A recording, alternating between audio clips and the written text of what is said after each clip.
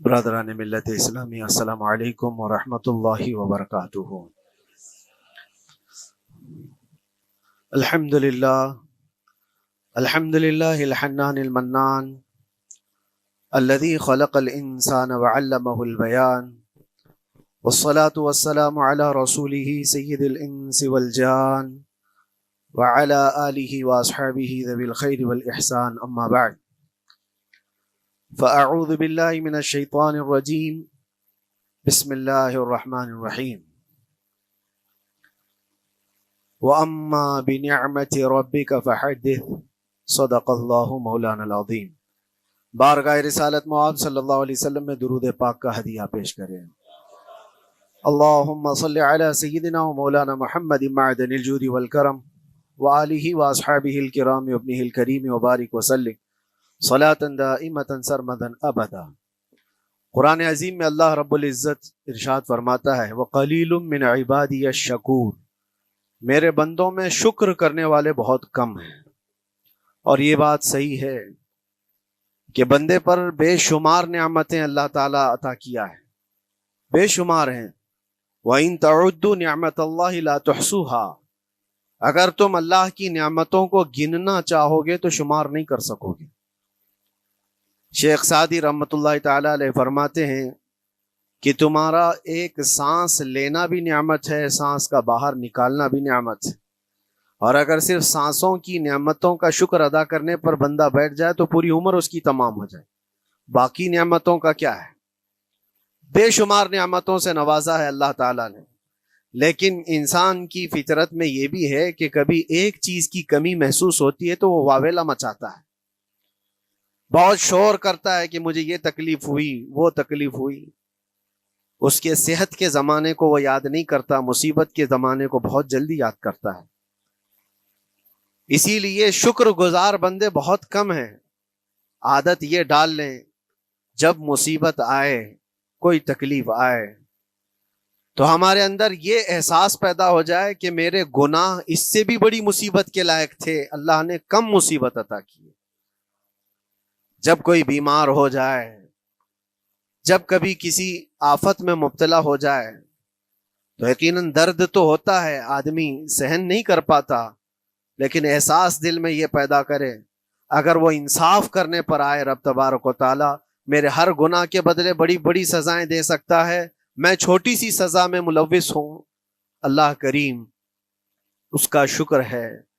اسی طرح سے میرے عزیزو، ایک بات میں آپ کو بتاتا ہوں، خاص طور پر ہمارے قید کے زمانے میں بہت سارے ایسے قیدی جیل کے اندر جانے کے بعد ان کے حالات ایسے ہو جاتے ہیں، وہ نا امید اور مایوس ہو کر کفریہ جملے بکنے لگ جاتے ہیں۔ ان کے حالات ایسے ہو جاتے ہیں کوئی خدا نہیں، اگر ہوتا تو ہماری سنتا۔ بہت کچھ عبادتیں بھی کرتے ہیں، نہیں جب قبول ہوتی ہے تو مایوس ہو جاتے۔ تو یہ تو اندر کے حالات ہیں، باہر بھی کسی کے ساتھ ایسا ہو سکتا ہے۔ میں تو 10 سال سے دعا کر رہا ہوں، اولاد ہی نہیں ہوئی، کوئی یہ کہتا ہے۔ شادی ہو گئی، 10 سال ہو گئے، بچے نہیں ہو رہے ہیں۔ کوئی یہ کہتا ہے کہ میری بیٹی کا رشتہ ہی نہیں ہو رہا، ہر وظیفہ کر لیا، ہر دعا کر لیا، پھر یہاں سے نا امیدی، نا شکری۔ یہ جملے انسان کو کہاں تک پہنچا دیتے ہیں۔ ایک بات میں آپ کو بتاؤں، مولا علی کرم اللہ وجہہ الکریم کی یہ حکمت بھری بات ہے، ارشاد فرماتے ہیں جب کبھی مصیبت آئے اللہ کی طرف سے تو یہ امتحان ہے یا سزا ہے، کیسے پتا چلے؟ ظاہر سی بات ہے، ہر کوئی یہ کہتا ہے یہ تو اللہ کی طرف سے امتحان ہے، آزمائش۔ ہم بھی اندر تھے تو یہ بار بار احساس دلایا جاتا تھا، اور بعض لوگ یہ کہتے تھے کہ اللہ کی طرف سے آزمائش ہے، امتحان ہے، اس کو گزار لیجیے۔ بعض مرتبہ امتحان ہے اور بعض موقعوں پر سزا ہے، اور سزا کب ہے اور امتحان کب ہے یہ کیسے پتا چلے؟ بہت بڑا فارمولہ ہے۔ مولا علی کرم اللہ وجہہ الکریم فرماتے ہیں جب کبھی تم پر کوئی مصیبت آئے تو یہ دیکھ لینا ان مصیبتوں کے دن میں تم اگر اللہ سے زیادہ قریب ہو گئے ہو، دعا زیادہ کرنے لگ گئے ہو، وظیفے زیادہ کرنے لگ گئے ہو، تو اس کا مطلب ہے کہ اللہ تعالیٰ تم کو امتحان میں رکھا ہے۔ اور اگر مصیبتوں کے آنے کے بعد بندہ دور ہو جاتا ہے اللہ سے، پھر وہ بپھر جاتا ہے، گناہ زیادہ کرنے لگتا ہے، تو سمجھ لو یہ سزا میں ملوث ہے۔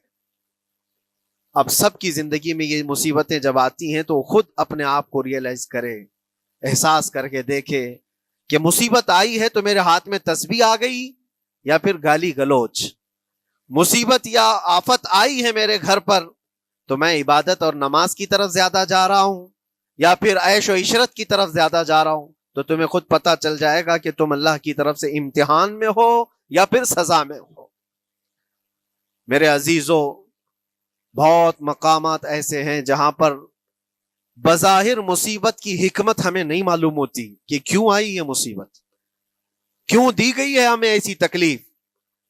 اسی کا نام تقدیر ہے کہ اللہ تعالیٰ کے لکھے ہوئے پر راضی رہنا یہ مومن کی شان ہے۔ مومن کو ہمہ وقت اللہ تبارک و تعالیٰ کی طرف سے لکھی ہوئی اس تقدیر پر راضی رہنا ہے۔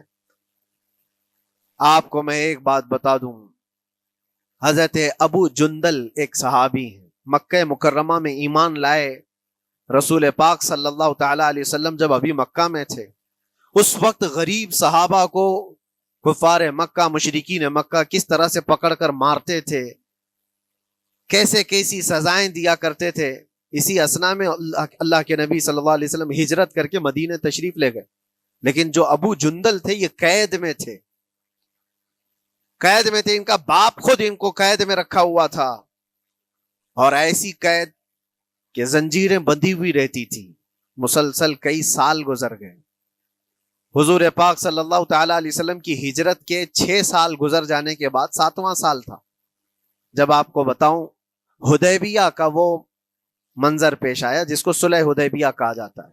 تقریباً 1400 صحابہ کے ساتھ رسول کریم صلی اللہ تعالیٰ علیہ وسلم عمرہ کرنے کے لیے آئے، لیکن اس وقت مکہ کے کفار و مشرکین مکہ سے تقریباً 35 کلومیٹر باہر دور آپ کا راستہ روک لیا، کہا ہم آپ کو عمرہ کرنے نہیں دیں گے، آپ کے اصحاب کو، آپ کے صحابہ کو ہم مکہ میں انٹر ہونے نہیں دیں گے۔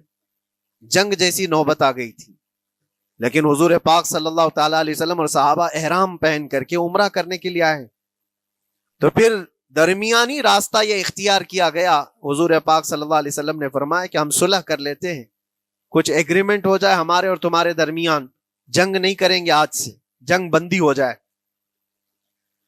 تو کفار مکہ اس بات پر راضی ہوئے، اور اس کے بعد صلح، جس کو کہتے ہیں صلح حدیبیہ، یہ بہت مشہور ہے، صلح حدیبیہ ہوئی۔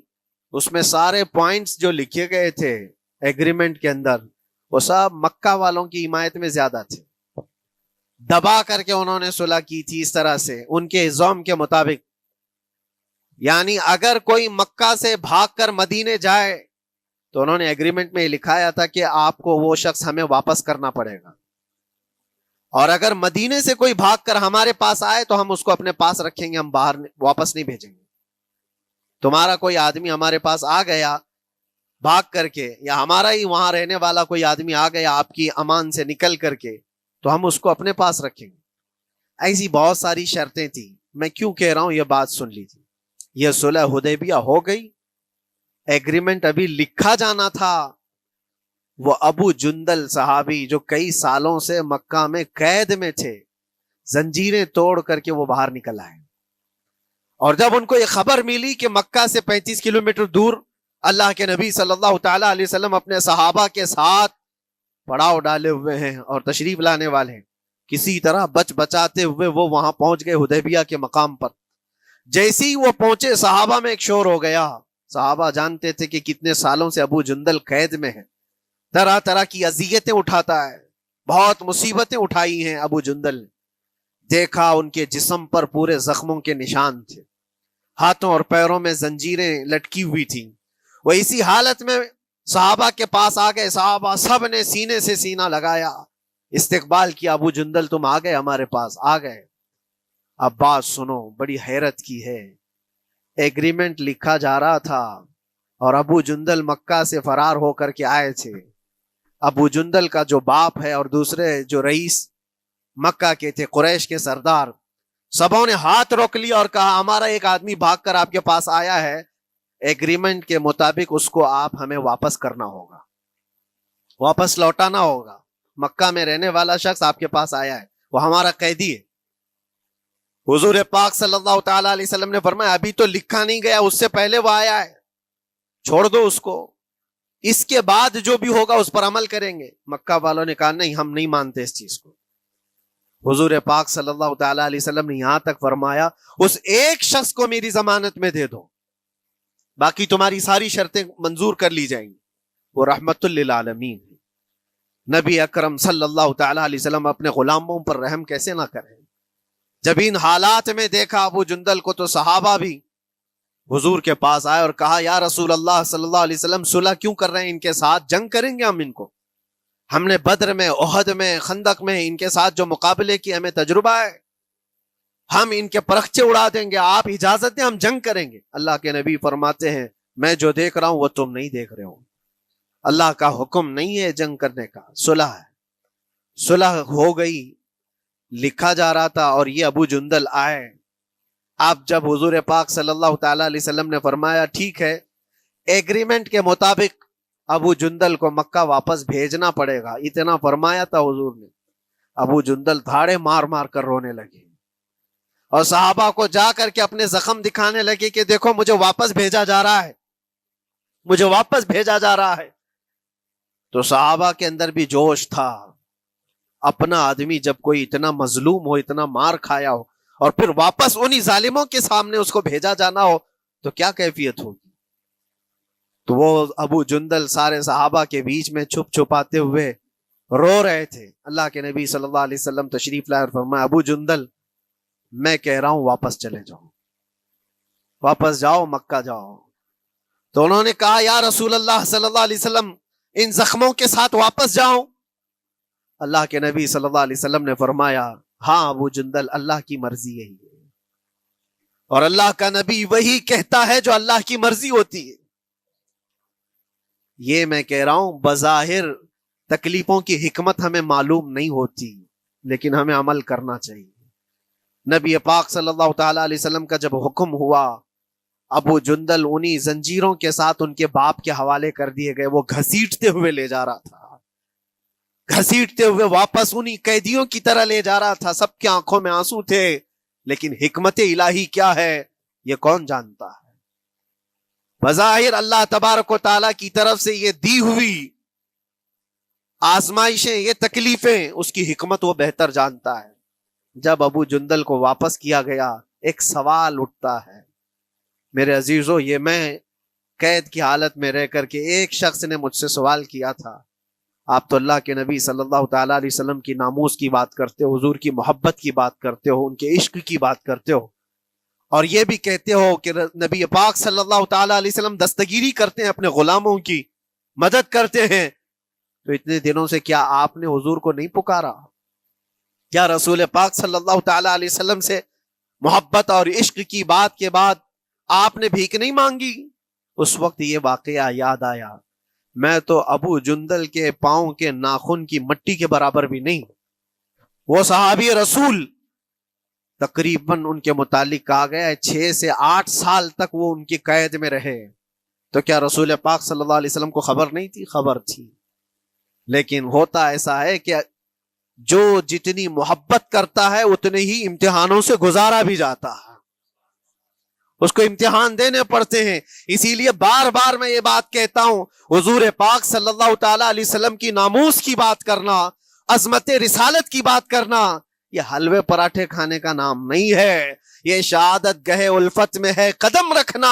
لوگ آسان سمجھتے ہیں مسلمان ہونا، حضور پاک صلی اللہ تعالی علیہ وسلم کی شریعت طاہرہ کو بچانے کے لیے ہی تو، حضور کی ناموس کی حفاظت کے لیے ہی تو مولا امام حسین نے اپنی گردن دے دی، اپنے بچوں کی قربانی دے دی، اپنا عیش آرام سب تیاگ دیا۔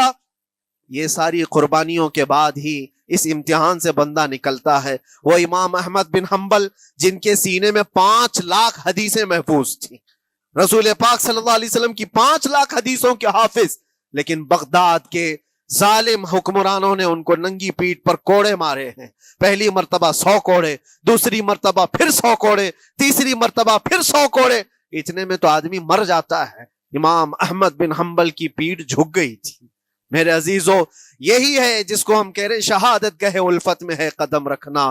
اگر تم سچا ایمان رکھتے ہو تو پھر آزمائش بھی ہوگی. اللہ کریم قرآن میں فرماتا ہے وَلَيَعْلَمَنَّ اللَّهُ الَّذِينَ صَدَقُوا وَلَيَعْلَمَنَّ الْكَاذِبِينَ. اللہ تبارک و تعالیٰ ضرور آزمائے گا سچا کون ہے اور جھوٹا کون ہے. مصیبتیں آئیں گی، آندھیاں آئیں گی، لیکن جمے رہو، ڈٹے رہو. اللہ رب العزت سے کبھی بھی اپنا رشتہ نہ توڑو. اور جو تمہارے اندر ایمان ہے، توکل اور یقین ہے، ذرا برابر بھی فرق آنے نہ پائے. آج نہیں قبول ہوئی کل ہوگی، کل نہیں قبول ہوئی پرسوں ہوگی، کبھی نہ کبھی تو دعا قبول ہوگی.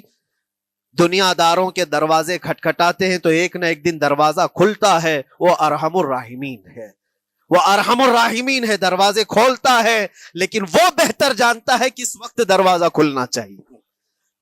ہم اپنی مرضی کے مطابق رب کو نہیں چلا سکتے. مولا تعالیٰ جیسا چاہے ہمیں ویسا چلنا چاہیے. ایک بات اور میں بتا دوں سید، یہ تو دوسرے لوگوں کی بات ہے جس میں ہمارے قصور ہیں، ہمارے جرم ہیں، ہمارے گناہ ہیں، جس کی وجہ سے مصیبتیں آئیں گی. لیکن اللہ کے نبی کا کوئی گناہ نہیں ہوتا. جو نبی ہوتے ہیں وہ معصوم ہوتے ہیں. سیدنا یوسف علیہ الصلوۃ والتسلیم اللہ کے نبی، اللہ کے نبی ابراہیم علیہ السلام کے بیٹے اسحاق علیہ السلام، اسحاق علیہ السلام کے بیٹے یعقوب علیہ السلام، یعقوب علیہ السلام کے بیٹے یوسف علیہ السلام، جن کی نسل میں انبیاء کرام جو پورا خاندان نبوت کا ہے، وہ یوسف علیہ السلام کن کن مقامات سے گزارے گئے. پہلے بھائیوں نے کنویں میں پھینک دیا، اور اس کے بعد اس زہریلے کنویں سے وہ نکالے گئے. جنگل میں کوئی نہیں تھا جب ان کے بھائیوں نے کنویں میں پھینکا تھا. اس وقت ایک قافلہ جا رہا تھا، انہوں نے ڈول ڈال کر کے نکال لیا اور پھر لے کر کے گئے. یہاں سے کنویں سے تو نکالے، لیکن آگے کی زندگی کیا ہے؟ مصر کے بازار میں لے جا کر قافلے والوں نے بیچ دیا. یوسف علیہ السلام پھر خریدے گئے. کس کے ہاں؟ عزیز مصر، بادشاہ مصر کے گھر میں. اور وہاں پر زلیخا آپ پر فدا ہوئی. پھر آپ پر الزام بھی لگایا گیا، اور اس الزام کی بنیاد پر آپ کو جیل بھیجا گیا. اللہ کے نبی کے دامن پر پیوند تو ہو سکتا ہے، دھبا نہیں ہوتا. کسی گناہ کا تصور بھی وہ نہیں کرتے، وہ معصوم ہوتے ہیں. لیکن بغیر کسی قصور کے، بغیر کسی جرم کے آپ کو جیل بھیجا گیا. یوسف علیہ الصلوۃ والتسلیم جیل جب گئے وہ نبی ہو کر کے، اور اس کے بعد دن کٹتے رہے. دن کیسے؟ ہفتے، ہفتے کیا مہینے، مہینے کیا سال. یوسف علیہ الصلوۃ والتسلیم کے 7 سال گزر گئے. جب کبھی کسی انوسنٹ کو، بے قصور آدمی کو تکلیف دی جاتی ہے تو اس کو احساس زیادہ ہوتا ہے. اور جرم کی وجہ سے جب کوئی تکلیف میں آتا ہے تو کمپرومائز کر لیتا ہے، میں ایسا غلطی کیا تھا، مجھے یہ جھیلنا پڑ رہا ہے. لیکن جس کا جرم ہی نہیں، نہ کردہ گناہ کی سزا جب دی جاتی ہے، بندہ بہت بکھر جاتا ہے، ٹوٹ جاتا ہے. لیکن وہ اللہ کے نبی تھے. توکل کیسا تھا، یقین کیسا تھا، صبر کے ساتھ نکالے. لیکن ایک بہت پیاری بات ہمیں ملتی ہے میرے عزیزوں، وہاں قیدی اور بھی تھے، اور یوسف علیہ السلام کو اللہ تعالیٰ نے ایک معجزہ عطا کیا تھا. وہ خوابوں کی تعبیر سچی سچی بتاتے تھے. خواب کی تعبیر ہوا کرتی ہے، جو بھی خواب دیکھتا ہے آدمی اس میں اشارہ ہوتا ہے اللہ کی طرف سے. تو 2 قیدیوں نے خواب دیکھا تھا. یہ قرآن پاک کے سورہ یوسف میں پورا موجود ہے، 12ویں پارے میں. 2 قیدیوں نے خواب دیکھا، اپنا اپنا خواب انہوں نے بیان کیا یوسف علیہ السلام کو. ایک قیدی نے دیکھا کہ وہ سر پر روٹیاں رکھ کر کے لے جا رہا ہے اور پرندے نوچ نوچ کر کھا رہے ہیں. دوسرے نے دیکھا کہ وہ انگوروں کو نچوڑ کر کے اس کے رس پی رہا ہے. تو انہوں نے بتایا یوسف علیہ السلام کے پاس ایسا ایسا ہم نے خواب دیکھا ہے، اس کی تعبیر کیا ہو سکتی ہے؟ سیدنا یوسف علیہ السلام فرماتے ہیں میں دونوں کے خواب کی تعبیر بتاؤں گا، لیکن اس میں سے ایک بندہ، اس سے آپ نے کہا تو وعدہ کر کے میرا بھی کام کرے گا، میرا بھی ایک کام ہے تو کرے گا. 7 سال گزر گئے تھے. جو بادشاہ مصر تھا وہ بھی بدل چکا تھا. جس نے قید میں ڈالا تھا وہ ختم ہو گیا، دوسرا آیا، تیسرا آیا، جو بھی آیا، لیکن حکومت بدلی ہوئی تھی. تو خواب کی تعبیر بتانے سے پہلے ایک قیدی سے یوسف علیہ السلام نے کہا کہ میرا کام تو کرے گا. اس نے کہا ہاں آپ جو کہیں گے میں کروں گا. تو سنو، تعبیر یہ ہے، جس کے سر پر روٹیاں رکھی ہوئی اور کوے کھا رہے تھے یا پرندے کھا رہے تھے، اس کی تعبیر یہ ہے کہ عنقریب تجھ کو موت کی سزا سنائی جائے گی. وہ غمگین تھا، دوسرے سے کہا تو انگور کے رس نچوڑ کر پی رہا تھا، تیرے خواب کی تعبیر یہ ہے کہ عنقریب تجھ کو رہا کر دیا جائے گا، تو آزاد ہوگا، اور تجھ سے ہی میرا کام یہ ہے کہ آزاد ہو کر جائے گا تو تو موجودہ وقت کے جو بادشاہ ہے شاید اس کی فوج میں شامل ہو جائے یا اس کے سپاہیوں میں وزیروں میں، تو میری یہ بات اس تک پہنچا دینا، پچھلے 7 سالوں سے بے گناہ بے قصور ایک قیدی اندر ہے، اس کو آزاد کر دیا جائے، اس کو آزاد کر دیا جائے۔ اس نے کہا بالکل، اگر میں چھوٹا تو آپ کا ایک کام ضرور کروں گا۔ سنیے بات، چند دن نہیں گزرے تھے کہ اس ایک قیدی کو موت کی سزا ہو گئی، اس کو موت کی سزا سنائی گئی اور پھانسی ہو گئی۔ دوسرا یہ جو قیدی جس کو آپ نے رہائی کی خوشخبری دی تھی، اس کی بھی رہائی کی خوشخبری آ گئی، وہ آزاد ہو گیا۔ لیکن قرآن پاک میں ہے آزاد ہو کر جب جاتا ہے آدمی تو پچھلا بھول جاتا ہے، اکثر ایسا ہی ہوتا ہے، کیا جیل کے دوست کون تھے کیا تھے کچھ پتا نہیں، اور آدمی تو یہ سوچتا ہے دوبارہ کبھی ادھر کے دروازے کو بھی نہ دیکھو، آیا اور بھول گیا۔ یوسف علیہ السلام نے جو کام دیا تھا وہ بھول گیا، یہاں تک کہ قرآن میں اللہ فرماتا کئی سال گزر گئے، 1-2 دن نہیں سالوں گزر گئے، اور وہ بادشاہ کی فوج میں شامل تھا یا بادشاہ کے مصاحبین میں شامل تھا، قریبی لوگوں میں۔ ایک زمانے کے بعد مدت ہوئی، اور اس وقت سوچیے آپ کتنا وقت حضرت یوسف علیہ السلام نے کاٹا ہوگا۔ ایک دن آپ بے اختیار رو پڑے اللہ کی بارگاہ میں۔ یہ میں آپ کو بتا رہا ہوں، کبھی کبھار انسانی فطرت کا تقاضا ہے، اللہ تبارک و تعالیٰ کی بارگاہ میں رو پڑے اور کہا اے رب العالمین، اے ارحم الراحمین، یہ دن کب ختم ہوں گے؟ یہ جس طرح سے مجھے جیل کی سلاخوں کے پیچھے بند کیا گیا ہے، ان مصیبتوں سے کب آزادی ہوگی میرے مولا یا ارحم الراحمین؟ جواب رب تعالیٰ کی طرف سے آیا، یہ ہمارے اور آپ کی بات نہیں ہے، یہ اللہ کے نبی کی بات ہے۔ اب سنو، یوسف علیہ السلام کو جواب آیا، اے یوسف، جب تجھے جیل سے نکلنا ہی تھا، تجھے باہر جانا ہی تھا، تو دنیا کے بادشاہ کے پاس سامنے کیوں ریکویسٹ رکھا، میرے سامنے رکھ دیا ہوتا۔ اللہ اکبر، یہ توکل کا اعلیٰ درجہ ہے۔ اتنی مصیبتوں کے بعد بھی تم نے اس سپاہی کو کیوں اپنا قاصد بنا کر بادشاہ کے سامنے بھیجا کہ میری آزادی ہو جائے؟ یوسف علیہ السلام بہت روئے، سجدے میں گر کر کے مولا مجھے معاف کر دے، اور میرے ہر شے کا تو مالک ہے، اب میں زندگی بھر قید میں رہوں یا آزاد رہوں یہ تیری مرضی پر ہے۔ میرے عزیزو، پھر یوسف علیہ السلام کے ساتھ کیا ہوا؟ بادشاہ نے خود ایک خواب دیکھا اور وہ پریشان تھا، خوابوں کی تعبیر کوئی بتا نہیں رہا تھا۔ تب اس قیدی کو چھوٹے ہوئے کو یاد آئی بات کہ جیل میں ایک آدمی ہے جو سچی سچی تعبیر بتاتا ہے۔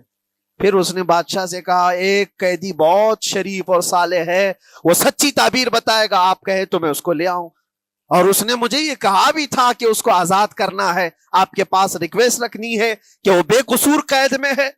بادشاہ نے معلومات حاصل کی اور اس کے بعد پروانہ دے دیا کہ اس قیدی کو آزاد کیا جائے جس کو بے قصور رکھا گیا ہے، اور میرے خواب کی تعبیر بتائی جائے۔ یوسف علیہ الصلوۃ والتسلیم کو لوگ آئے لینے کے لیے۔